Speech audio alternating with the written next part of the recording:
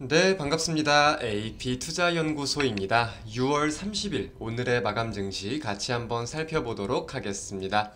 양대 증시 상승 흐름을 보이며 마감되었습니다. 이에 코스피는 0.56%, 그리고 코스닥은 0.75% 상승 마감을 하였는데요. 실상 오전 중에는 증시가 긍정적인 모습을 보이지 못했습니다. 낙폭이 꽤나 빠르게 확대되는 모습들을 양대 증시가 보였었는데, 그래도 다행히도 다시금 상승 전환에 성공하고 이렇게 오후 중에 상승폭을 확대시키며 마감이 되었던 것 같아요. 거기에 대해서 뭐 다양한 내용들을 언급할 수 있겠지만, 오늘 좀 저는 중요한 내용이 중국과 관련된 내용이라고 생각을 하거든요. 중국에서 PMI가 발표를 되었습니다.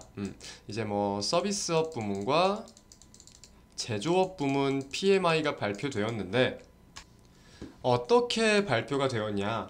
서비스 PMI는 53.2가 나왔어요. 53.2가 나왔는데 시장 전망이 53.7이었습니다. 그러니까 시장 전망 대비 못 돌았죠. 밑돌았죠. 그리고 이제 제조와 관련된 PMI 지수는 49.0이 나왔어요. 49.0. 자, 근데 우리가 PMI를 볼 때 항상 어떻게 봐야 되죠? PMI의 기준선은 50입니다. 50을 넘으면 경기가 활황 국면이라고 보통 여기고, 50을 못 넘으면 수축 국면이라고 여겨요. 그래서 50을 넘는 거를 사람들은 좋아하긴 하는데, 자, 제가 이렇게 말씀을 드린다는 거는 지금 이런 내용이 호재로서 적용이 되었을까요? 악재로서 적용이 되었을까요? 올랐으니까 당연히 호재일 가능성이 높다는 거겠죠. 시장이 주목한 부분은 이 부분인 것 같아요. 이제 원래 전월 달에 제조업 PMI가 48.8이 나왔었는데, 전월 대비해가지고 견고한 모습을 보이고 있다. 조금이지만 상승하는 모습을 보이고 있다라는 점에서 시장은 어느 정도 좀 주목을 하기도 했고, 이제 서비스업 PMI가 좀 둔화된 것은 맞으나 일단 그래도 기준선 위에서 놀고 있다는 점에 대해서, 그리고 우리가 함께 좀 생각을 해볼 때 중국의 경기를 따져보면은 위드 코로나 이후에 많은 세계적인 기대감들이 있었는데 그 기대감에 못 미치던 게 현실이잖아요. 그래서 이제 근래 들어가지고는 기대보다 우려가 많았을 수도 있겠는데, 그래도 이 우려감 대비해서는 선방을 했다라는 평가가 나오고 있나? 이런 가능성도 조금은 여겨지는 것 같아요. 동시에 이제 중국에서도 부양책에 대한 기대감이 꾸준히 있다 보니까 경기 부양을 위한 부양책, 정책적인 지원에 대한 기대감이 꾸준히 있는 상황이죠. 제가 뭐 예를 들어 드렸던 거는 이제 5월달 전기차 판매량이 저조한 것을 보고 중국 정부에서 이제 지원책을 점차 내세웠던 것들, 이런 것들처럼 또 다음 주에 어떤 방안들이 나올 수 있을지, 뭐 안 나올 수도 있겠지만 이런 내용들을 좀 지켜보면 좋을 것 같습니다.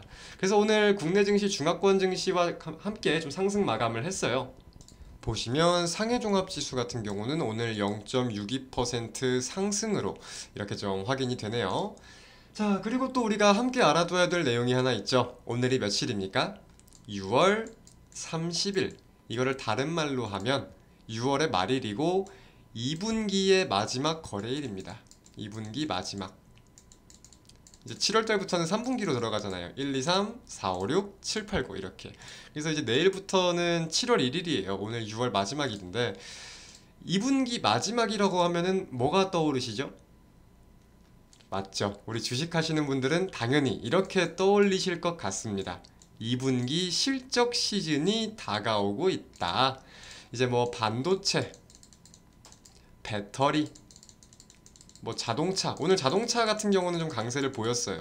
자동차 판매량에 대한 기대감이 좀 있다고 하면서 강세를 보였는데, 이런 내용들을 가지고 이제 실적이 조만간 공개가 될 겁니다. 대표적인 종목들 뭐 있죠? 반도체 삼성전자, SK하이닉스, 배터리 LG에너지솔루션, 삼성 SDI, 자동차 현대기아차, 이런 식으로 대표적인 종목들이 있는데, 이제 실적의 컨센서스나 비해가지고 혹은 전년 동기 대비해가지고 어떤 내용들이 발표되는지, 거기에 대해서 시장이 어떻게 판단을 하는지 여부를 좀 우리가 주목할 필요가 있을 것 같아요.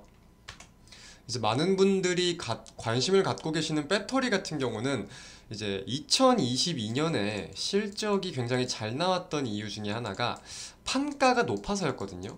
이제 원자재 값이 많이 뛰었었잖아요. 배터리와 관련된. 그래서 이렇게 올라가다 보니까 판가도 올라가고 그게 실적의 고지고대로 반영이 돼서 실적이 잘 나온 케이스라고 좀 생각을 할 수가 있는데, 실상 지금은 이제 메탈, 비철금속들의 그 원자재 값이 많이 떨어졌어요. 쉽게 말해서. 많이 떨어져가지고 실적 견인을 하려면은 결국 판매량으로서 증명을 해야 되는 건데, 거기에 대해서 좀 배터리 업계에서는 약간의 우려감이 있기는 있는 상황인 것 같습니다. 물론 시장에서도 인지를 하고 있다면은 거기에 대한 내용은 어느 정도 반영을 해둘 거니까 우리가 이제 이런 흐름들을 꾸준히 지켜보면은 될 것 같아요. 자, 기술적인 내용까지 마지막으로 한번 살펴보겠습니다.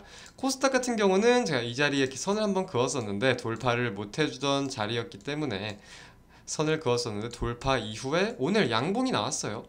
기술적인 지지 내용도 오늘은 좀 함께 포함을 시켜볼 수 있을 것 같습니다. 하지만 반대로 코스피 같은 경우는 이제 기존적인 고점 자리를 이탈을 한 거는 맞죠.